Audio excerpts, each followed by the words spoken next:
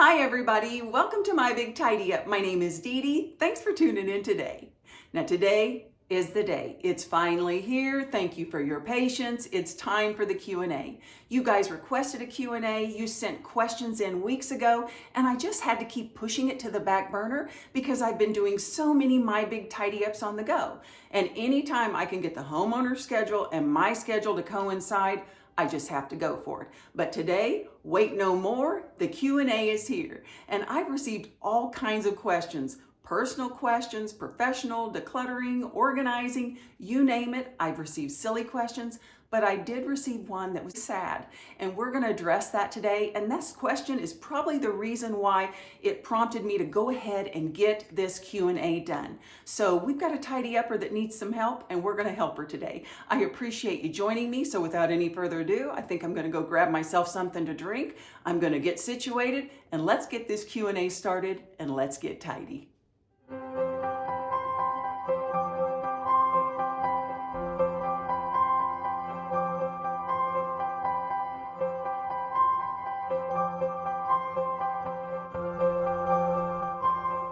Okay, tidy uppers, I'm here. I've got my questions printed off.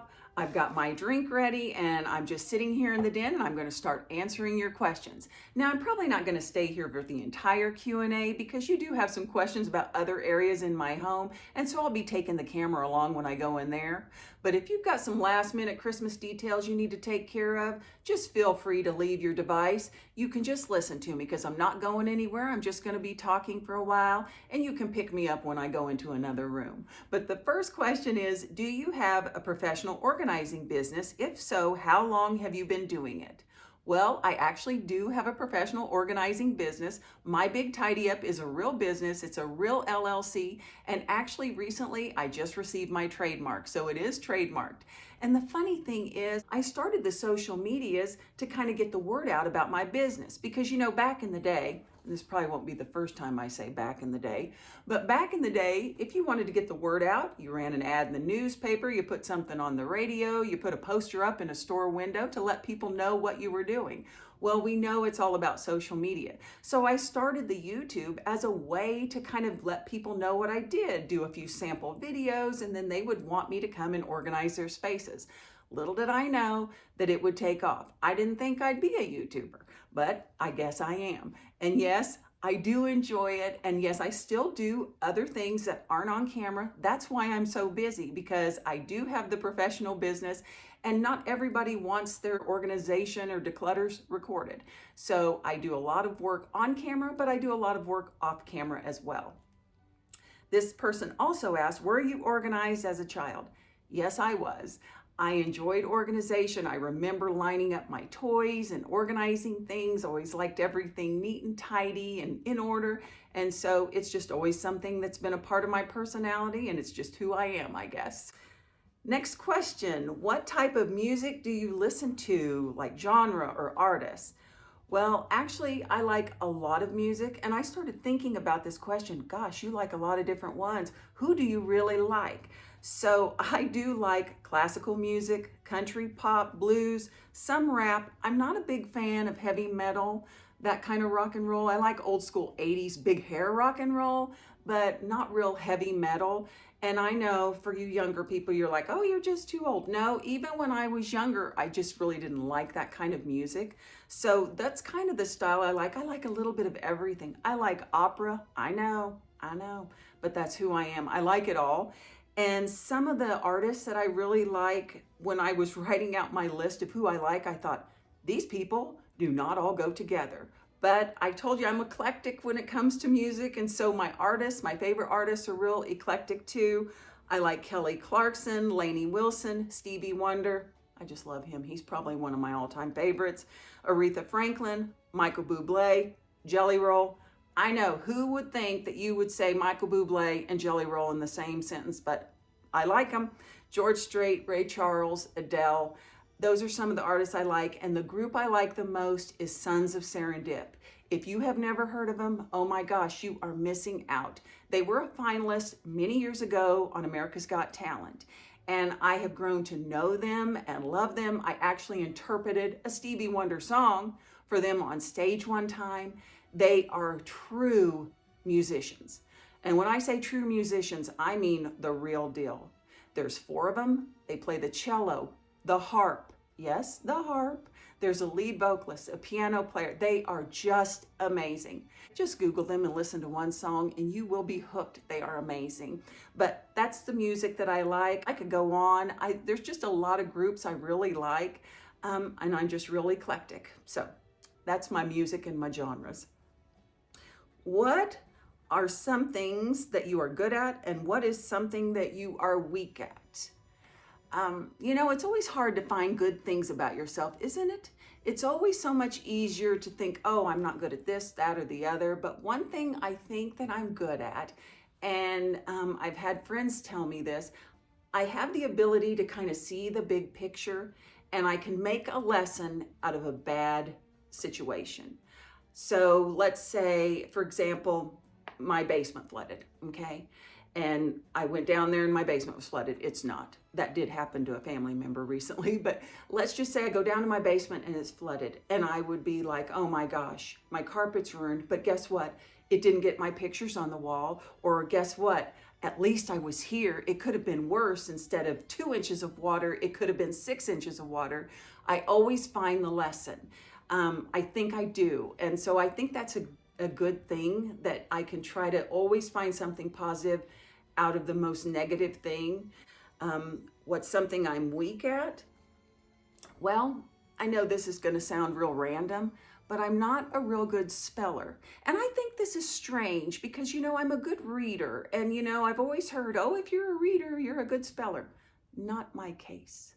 Not in my case. I'm not a great speller. And the thing is, sometimes it will be correct, but I'll second guess it going, that looks funny. And I'll show it to my husband. Is this right? Well, yeah. Okay, it just looked a little funny. Maybe I'm weird that way, but that is something I think I'm not good at. I'm not a real great speller. Thank goodness we have spell check. But that may not be a good thing. It may have created lazy learners by having spell check. We may not have to learn it because we just spell check it. Anyway, that's for another video. Okay, why are you such a Chiefs, KU, and Royals fan? I don't know. Why do I like vanilla ice cream more than strawberry? I don't know. I just do. They're in my area. Even, I'm in Kansas, even though they're kind of based also in Missouri. They feel like the hometown team for me. And so I've liked them as long as I can remember. I enjoy all sports. And I don't really hate any teams. I just like my teams better. And so I've never been one that's like, ooh, boo for that team. No, I'm just going to give the thumbs up to mine. I just cheer for mine and don't cheer for the other ones. So I don't know why I like them. I just do. Were you brought up in the country or the city? Now, I think of country as like the farm or ranch or somewhere like that. I was born in San Antonio, Texas. So I was born in a bigger city and lived there for a couple of years, and then grew up in Colorado Springs for a few years. But really, since from the 5th grade all the way through junior high and high school, I was raised in a small town that's about 4,500 people, at least it was when I was growing up. So I lived in town, so it wasn't like I was out on the farm, but I did live and grow up in a very small town, and it has a small town feel. So, how many hours does it take you to produce a video? Do you have anyone help you? No, I do not have anyone help me. Every once in a while, if I make a thumbnail, for those of you that don't do YouTube, that's the picture that you see that kind of lets you know what the video's about. Sometimes I'll design 1 or 2 different thumbnails and I'll ask my husband, which one would make you click? Which one seems more inviting or interesting to you? Or I do send them to my daughter and say, pick one. Other than just getting thumbnail suggestions or feedback, I really do everything myself. It does take me a while to do a video. If I'm moving around a lot, moving from different rooms, it can take anywhere from 6 to 8 hours to record it. As a general rule, I record on Tuesdays and then I do voiceovers Thursday mornings and try to have the video done by lunchtime. So it can take anywhere from, oh, I don't know, depending on the editing and all of that. It's hard to tell. It's hard for me to give you an accurate time because sometimes I'll edit a little bit while watching TV, then put my phone down and edit again. But I would say from start to finish, to record and edit and do everything, the thumbnail, the title that you see, the description when you scroll down that tells you everything that's in the video, I would say maybe 12 hours for me to record, edit, do the music, the voiceovers, probably 12 hours. I don't know. Some days less, some days more. Okay, that's page 1 done. Now, this is the question that made me sad, and I want to go ahead and address this. I'm just going to read it to you. What are some of your very best tips to help me get started decluttering? I sincerely don't know where to start. It's bad, and it's just getting worse, and I have dug myself a hole that I don't feel like I can get out of.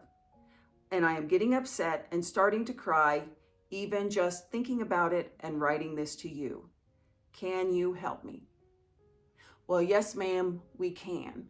We can help you. First of all, I want you to know that you are not alone. And you know, when I do my big tidy ups on the go, sometimes the homeowners feel like they are the only one and that it is so bad they don't know where to start.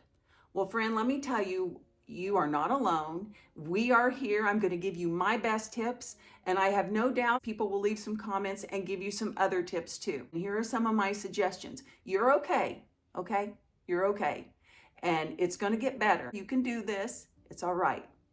Number 1, I would start small. It didn't get cluttered overnight, and it's not going to get decluttered overnight. It's like trying to lose 5 pounds. You didn't gain the weight overnight. You're not going to take it off the next day. It's a process. You do not have to be perfect. Nobody on YouTube is perfect.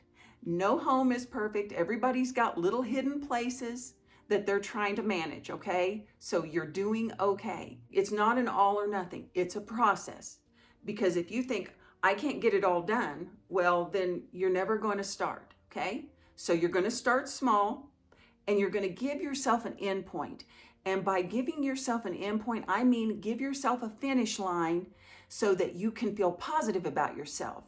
So when I say an end point, like if you go into a room and it is just trashed and you truly don't know where to go, okay? Maybe the whole home feels that way to you, but give yourself a place where you can have an end point, where you can cross a finish line and feel good about yourself. Maybe that means I'm going to declutter for 15 minutes. You set a timer, and I'm going to go through and declutter what I can in 15 minutes. When that 15-minute timer goes off, that's your finish line. You finished that. Now, if you want to start another 15 minutes, then you can do another 15 minutes. Or take an area that's maybe, it could be like a 2x2 area, just a small area, and say, I'm going to work on this area, and then when it's done, that's enough. You're not going to have to clear the whole room. You're going to look and see all these shelves and everything on the floor and think it's too much. Give yourself a finish line so you can go, okay, I don't have to get it all done. I just have to work 15 minutes. Or, okay, I don't have to clear this whole room. I just got to take care of this little 2x2 area. That's one way that you can keep encouraged and keep yourself going, okay? Give yourself a finish line. Leave yourself a little sticky note. I think this is a big help too. If you're not sure, and especially if it's something sentimental and you're not sure, do I want to keep it? Do I not? Keep yourself honest. Put a little sticky note on it with a date and say, okay, if I have not used this in 3 months, it needs to go. So keep yourself honest that way, and that lets you know that not every decision is going to have to be made. When you're making so many decisions and you've got hundreds of items to go through, sometimes it can seem very overwhelming. So you can also have a keep, a declutter pile, and then you can have a maybe box where, I don't know, and put a date on it. If you haven't used it by a certain date, or you haven't thought about it for a certain time period, then you can go ahead and declutter it and get rid of it. And also, another thing that I think is super helpful if you've got a big area to take care of, or maybe you've got 2 rooms that you need to declutter and they're both bad, do the one that has the least amount of traffic first. And I know that doesn't make sense to you because you're thinking, well, if I've got, let's say, this entryway that everybody's going to see, and then I've got a back bedroom that really nobody sees, then, maybe I should do what everybody sees first. That's a valid point. But the thing is, if you do somewhere that isn't a high traffic area, it's not going to get messed up again, and you're going to keep that sense of accomplishment. So if you've got a problem area that's maybe by your front door where it's a drop zone and everybody drops stuff, then you're going to feel like I've cleaned it up and here it goes again. And you're not going to get that sense of accomplishment. So sometimes one way that can help your psyche is to go ahead and do the area that is least used, that gets the least amount of traffic, so that when you walk by it, you can say, I accomplished that. That room's done. That's one thing off my list, and nobody's gone in there to mess it up. So that's another tip that you can do as well. And the last tip I use is to get it out. Once you've made that decision, get it out of your home. Now for me, it means I take it out of my home and it goes into the garage. You may be someone that just needs to go and walk it right to the dumpster or take it to the donation site right away. But it really is true, out of sight, out of mind. So get it out of sight, and that way you don't go by it and go, well, maybe I could use that, and pick it up out of the box. Now maybe that's not your personality, but it definitely is mine. Sometimes I can start second guessing. And maybe that's something I should add to my bad list. Sometimes I can overthink things. I can overanalyze it. Well, maybe I'll use it someday. Maybe I'll use it and I'll take it back out. No. Once you make that decision, stay strong with your decision and go get it out of your home. Get it out of the way, out of sight, out of mind. It really does work, and you won't miss it. You won't miss it. You guys know, if you've been with me a while, you know I have decluttered so much stuff, hundreds and hundreds. I know I'm to thousands and thousands of items since I started this YouTube channel. I have decluttered so much, and do you know how much of it I miss? None. I don't even remember all the things that I've got rid of unless I go back and watch an old video. So out of sight, out of mind. Those are my tips. Start small. Give yourself those small victories. Give yourself an end point. If you're not sure, put it in a maybe box and make yourself be honest. Put a date on it. Get it out of your house and be done with it. And just take baby steps. Remember, you've got to give yourself grace. It didn't happen overnight. The mess didn't happen overnight, so the cleanup's not going to happen overnight too. Baby steps, and give yourself small victories, and you'll be all right. And we're going to keep talking. I'm going to keep talking to you. We're going to keep visiting. And I know you're going to get positive feedback from everyone here that's watching this video. So keep the faith. You're okay. You're doing great. Okay, now I'm going to take the camera because I've had some questions regarding my kitchen. So I'm just going to take you in there and we're going to go look at it. I did get several questions regarding my kitchen or just other questions, and the answer is the kitchen. But the first question I got was, did you put in your countertops and your backsplash, or were they here when you bought the home? No, they were here when we bought the home. The only thing that's really changed in the kitchen since we've lived here, we did have to put in a new faucet, and we did have to replace the cooktop. The other one finally bit the dust, and so we had to go ahead and replace it. But other than that, everything's the same, just how we bought it. Now, as far as the countertops go, that kind of leads me into my next question. If time, money, or energy were not an issue, what projects or changes would you like to make to your home? Well, I'm standing right here in it. It is the kitchen.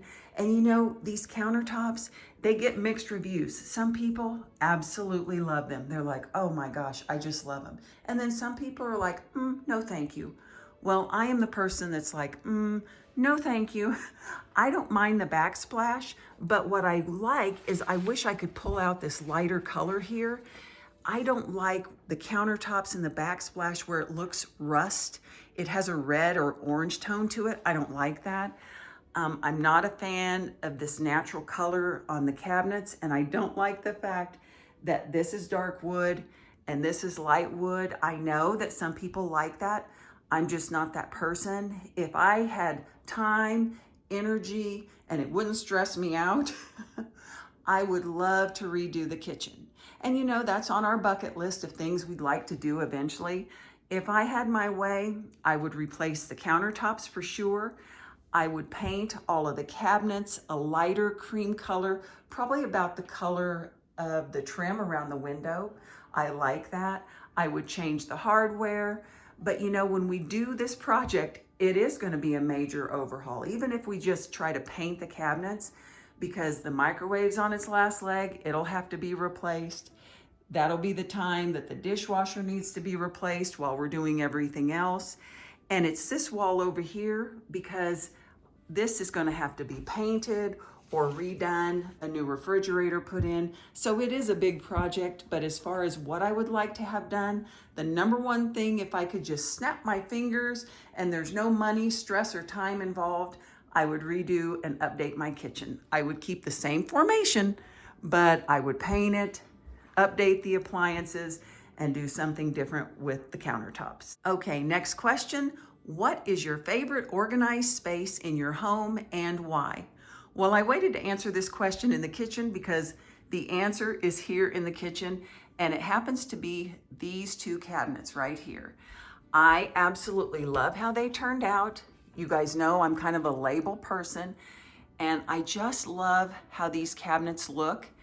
I can see everything in the containers. I know what I'm looking for. Everything's properly labeled.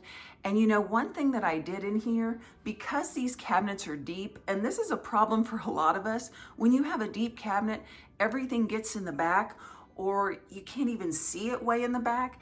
And so what I did that I like about this is I added this little shelf back here so that it's kind of like stadium seating, so that everybody has a good view. And so it lifts these up and it lets me see them. And you know, if I was in a bind, I could slide something underneath there if I wanted to. And it's the same way over here. I was able to do that. This is kind of a heavy container, so I'll just slide it. But even just like with the big bottle, I know it's back there, I can see it, but it's not gonna get lost. And I just love how everything looks. It's fun to look at. So I would have to say these two cabinets in my kitchen are my favorite organized space. Well, I've headed down to the basement to answer a few questions. The first question is, I have seen a fitness room in your basement. What is your fitness routine? Well, my fitness routine is I pretty much just do the treadmill here, and my husband pretty much just does the elliptical. The bike really doesn't get used that terribly often. And as far as how often we're down here, we do try to work out every day. Some days it's an hour, some days it's 30 minutes. Some days we'll just be in here for a little bit and then we'll go outside and take a walk around the neighborhood.